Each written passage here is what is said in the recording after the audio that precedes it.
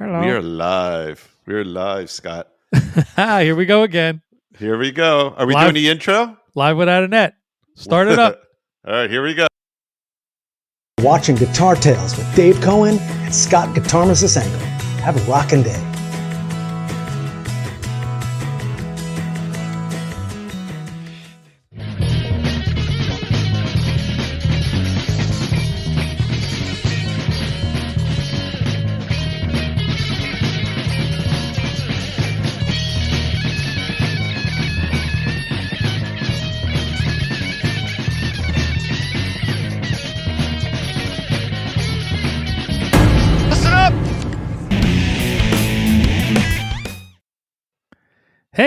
Hey, welcome to another edition of Guitar Tales. We are live today, which is pretty cool. So, first things first, let's thank our special two sponsors tonight. All right, we have Confections of a Rock Star, amazing venue over in Asbury Park. If you want some good treats for yourself or your pooch, come over there. They have fabulous food. Check out the next one. I'm getting hungry just looking at this. I know, it's really good. Really good. Pupcakes. See that? They have food for your pooch. But wait. There's more. You want a burger? You want some other food? You want some dinner versus Little Andy's Burgers inside of Confections of a Rockstar. Amazing burgers. Look at that. Yeah, I think they're actually taking a break maybe from being in there. I think there might be. I don't want to give too much away here, but it seems to me like they're thinking about maybe going into their own thing, which would be really cool. Good for them. We'll be happy for them watching our sponsors graduate, right? Oh, yeah. Yeah. Oh, I know why we're like this, because there's a chat overlay on the other side. Gotcha. And I have this awkward body position because I have my guitar and there's arms on my chair. So I'm sort of leaning forward. My guitar's behind me, the Frankenstein guitar. Yeah, Not the Eddie Van Halen Frankenstein, but it's got a pickguard on it from the original 1930s Frankenstein on there. And I put a kill switch on Frankenstein's neck where the bolt is. That's smart. That is very smart. And that was totally by accident. I like that. So the funny thing is, we both logged on just to check the system, make sure everything was working, probably almost a solid hour ago. And we've just been bullshitting. We probably should have taped it. You gave me a guitar lesson, sort of, kind of. I was strumming, and Scott just says, "Your G's off." And he was right. Barely off. And he just heard like a full chord. And he's like, I have that, what they call the perfect pitch, I guess. Yeah. I mean, I get the perfect face, but you have the perfect pitch. Well, I can't ever really. So tonight's show is very interesting. Years ago, probably before many of you were born, certainly before Dallas Russo was born. Dude, it's decades. It's not years. It's decades ago. We got together at my house in my bedroom on a break from college. And by the way, we call ourselves a garage band. It's pathetic. We were a bedroom band. We didn't even play in a garage. No, we didn't. We don't know anybody else to hear us except for my poor mother who was getting Jackalope played in the garage. They were a good band. Yes. We were a band. Yes. And my father had just gotten a video camera. Right. Those big giant video cameras that go on your shoulder with the big, case. Yeah. It wasn't even self-contained. It was a camera and it plugged into a bass. Right. I remember this. So, but it had a couple of neat features, and one of the features it had was to shoot in negative. You just flip the switch and the whole picture, and we thought that was so freaking cool that we taped this at the height of MTV.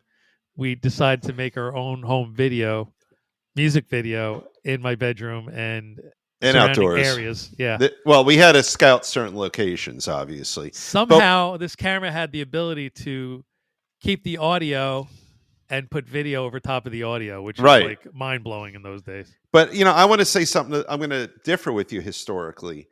MTV was nascent, if that's the right word.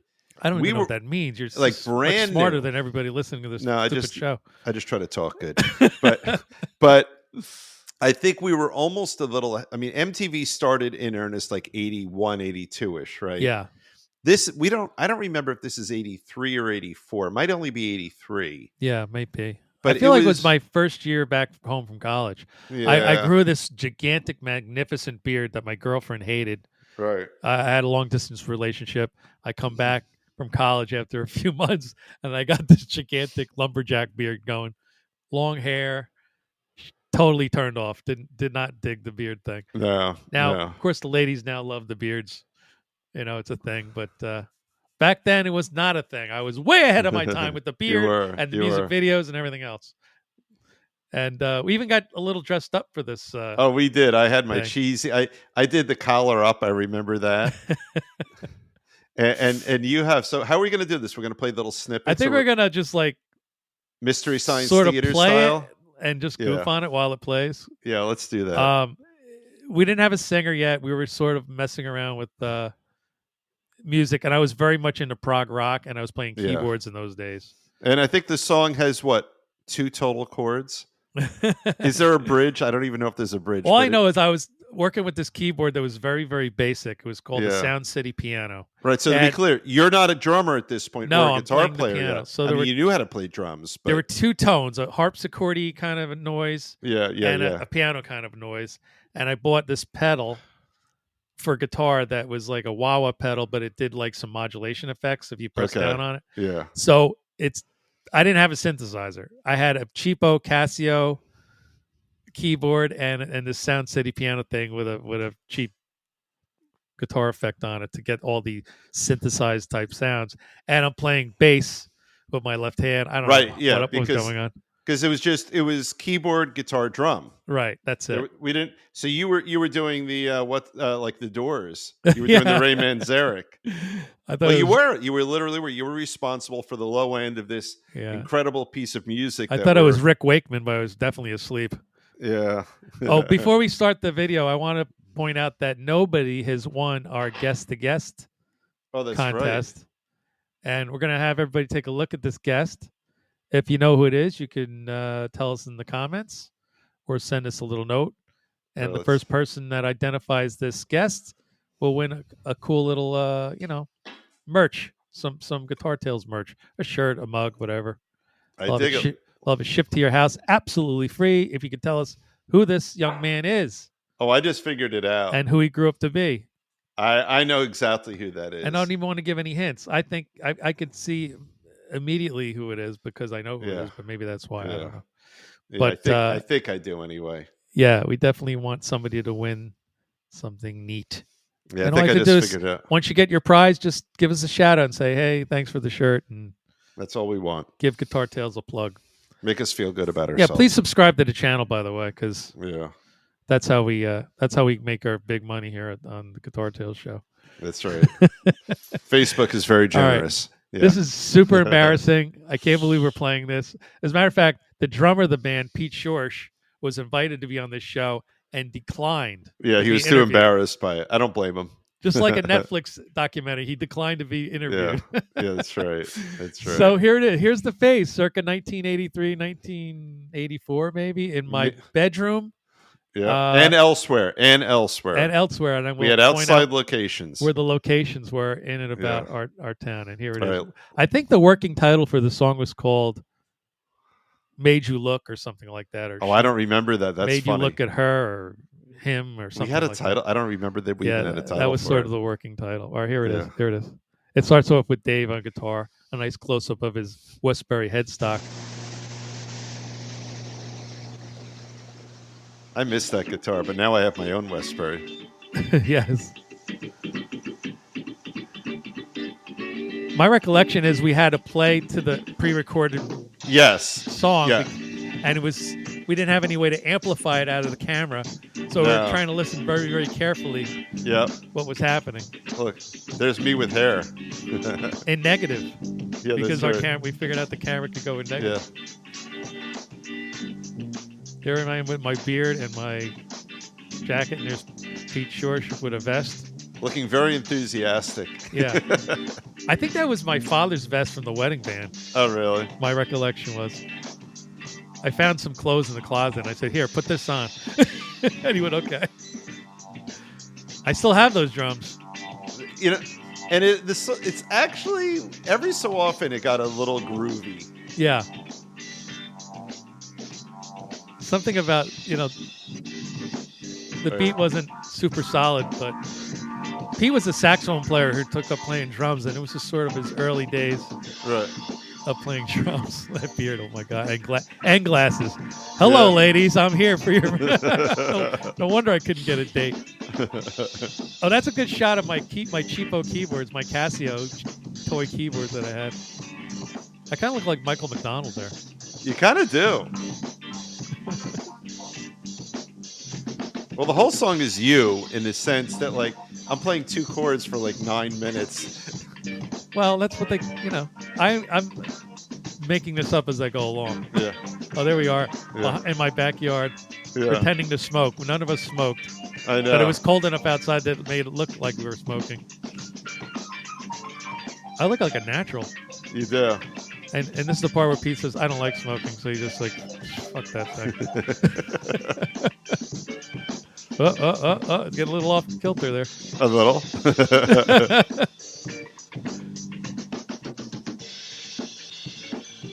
Oh, there's my VL tone. The Casio VL tone was used in a song called Da Da Da. It sounds very Casio-ish. Oh, this is where we had to listen really carefully. You could barely hear. We had to clap the upbeats. I was like talking to you. Wait for me. Wait. Yeah.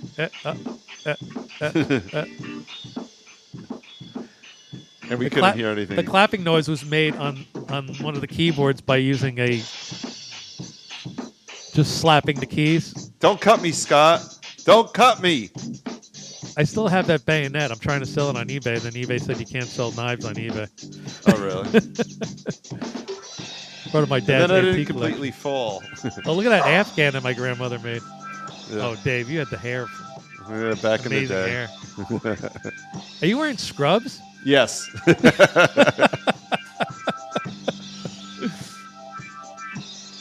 The special effects are incredible. Wow, look at that. How did that happen? Wow.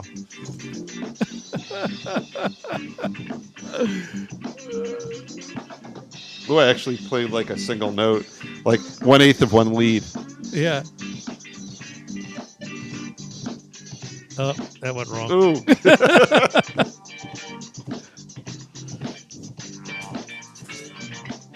No, I think this part of the video was where we got the actual soundtrack from, and all the inserts. Oh, okay. Where we had to listen very carefully to hear what the hell was going on.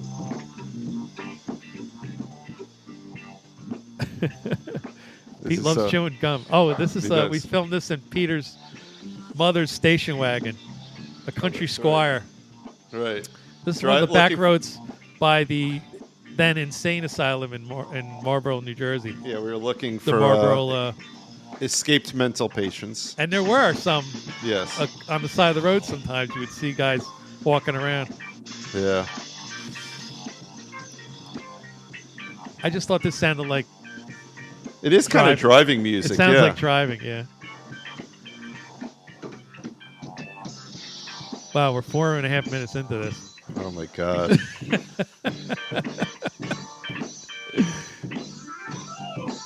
Wow, that was an impressive little riff I had. Yeah.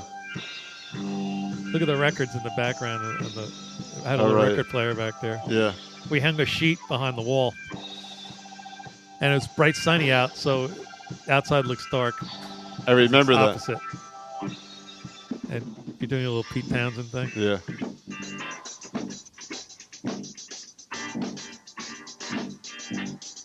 I think this might be the end, thank God. I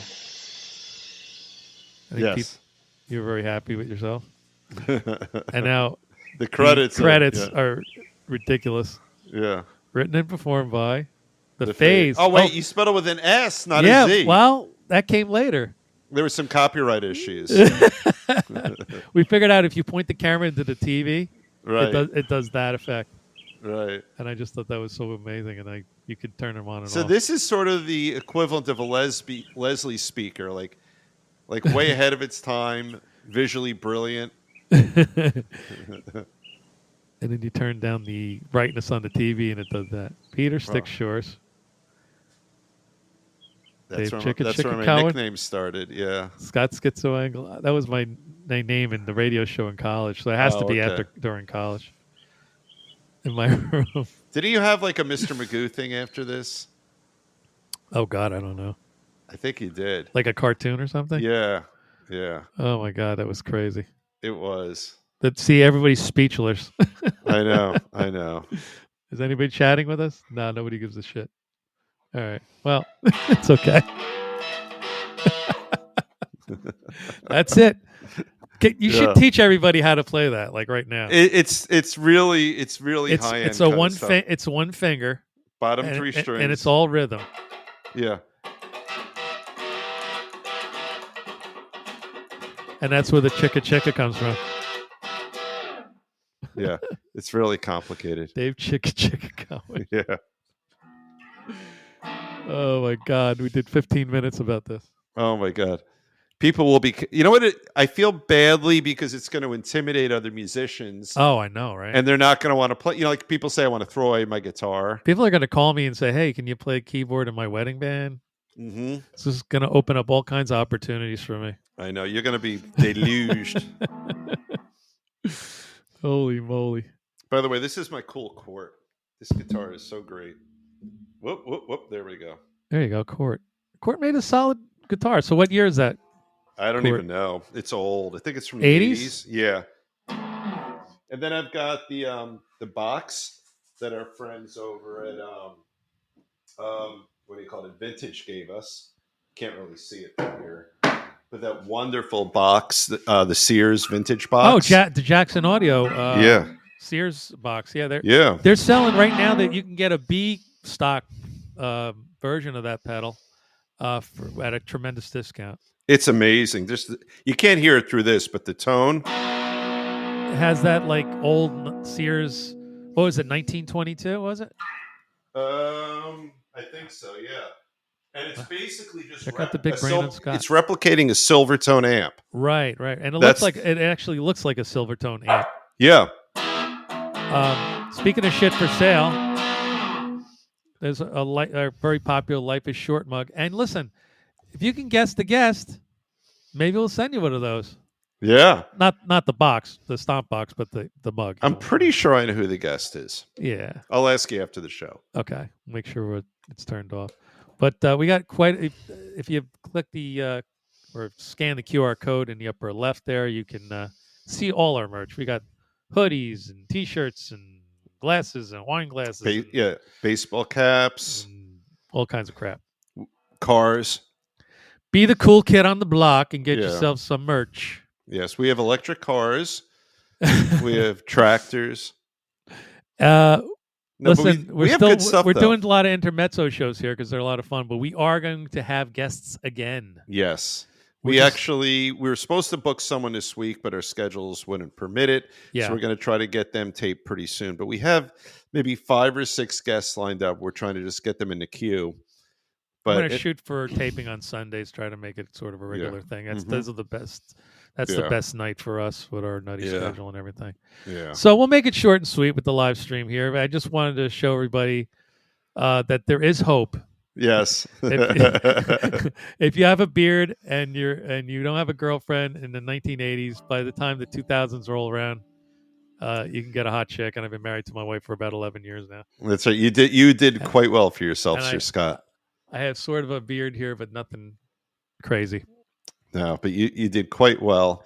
And, considering that the royalties kind of, faded out from that video, we're still doing okay. Yeah. And there really were escaped convicts wandering around outside of Marlborough State Institution. It was scary out there. Yeah, you'd read about them in the paper. You read about the paper, and we would be driving around there just like hanging out and driving around. It was like a dare kind of thing. And just like around this time, around fall, around Halloween time, we would specifically cruise around there, and you would see like guys, disheveled people walking the side of the road. What Jason did, our friend Jason, I think it was with him, on a dare, he dropped me off and then pulled away. Oh God. And then he came back, but there's that fear that they won't come back. It is unbelievably dark over there with the lights out. Yeah, it's in the middle of nowhere.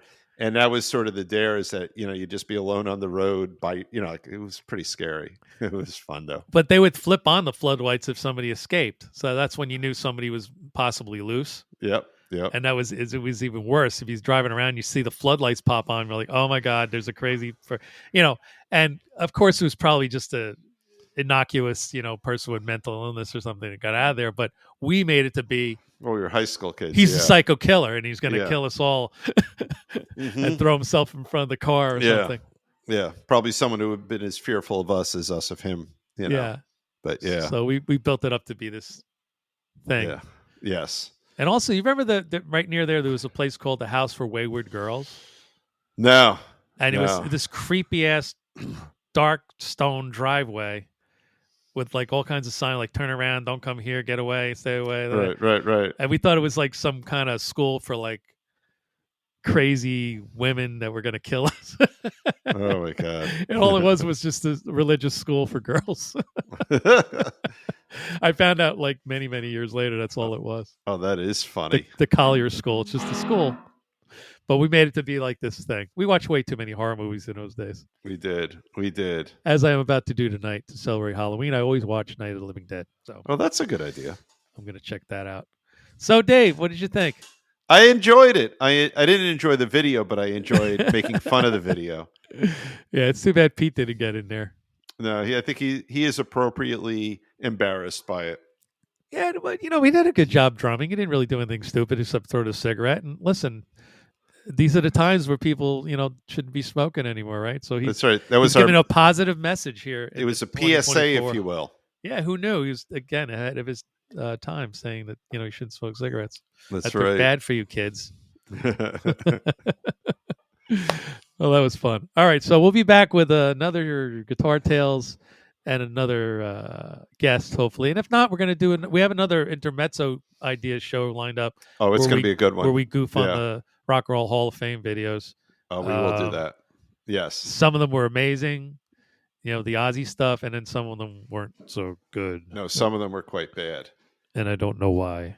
I feel like they couldn't hear themselves or something. Something was awry. Some of them were quite horrible. Yeah, they're really out of key and everything. But at least they were singing live. That's right. That's true. You got to give them a little bit of credit, right? Yep, absolutely. Anything else you want to say before we sign off here? I got nothing, my friend. I got nothing. All right, pal. Wait, you want to hear the beginning of our theme song? Oh, yeah. You don't have a choice. I don't have a choice.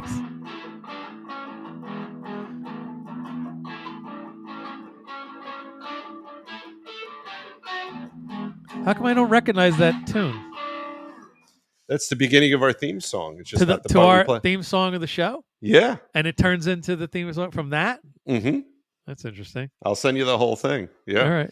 So let's listen to your theme song as we close out another intermezzo here. All righty. At Guitar Tales. Have a good night, all. Happy Halloween, everybody.